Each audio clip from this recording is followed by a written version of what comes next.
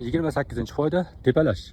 Bu videoda eri bor ayollarga, boshlig'i bor ishchilarga jo'natib qo'ysangiz, haydalishlarda 20% oldin olgan bo'lasiz.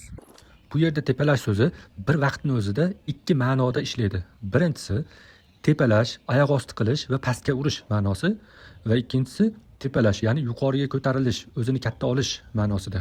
Bu fe'lni inson va jinga Alloh tomonidan berilgan bo'lib, berilishi bilan o'z ishini ko'rsatgan Odam alayhissalom va shayton misolida.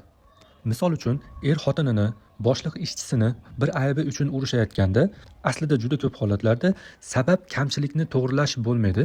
Asosiy maqsad tepalash bo'ladi. Ya'ni shu asnoda uni pastga tushirib, o'zi yuqorilab olish bo'ladi. Lekin buni hech kim bilmaydi va tan olmaydi. Shu vaziyatda aqlli xodim yoki xotin kishi Odam alayhissalomning yo'lini tutish kerak bo'ladi. Ya'ni aybini tan olib va buni to'g'rilashga harakat qilish kerak bo'ladi. Natijada boshliqdagi bu yashirin his qoniqqandan keyin tez soviydi va munosabatlar to'g'rilanib ketishi juda oson bo'ladi. Bu tepalash hissi juda ko'p joylarda, juda ko'p sohalarda ishlaydi. Hatto odamlar shu hissini qondirish maqsadida ustozlik qiladi. Ya'ni sen bilmaysan, men bilaman, shuni senga o'rgataman deb. Hatto o'zi buni tan olmasa ham, lekin men bu maqsadda o'rgatmayapman. Meni maqsadim to'g'ri.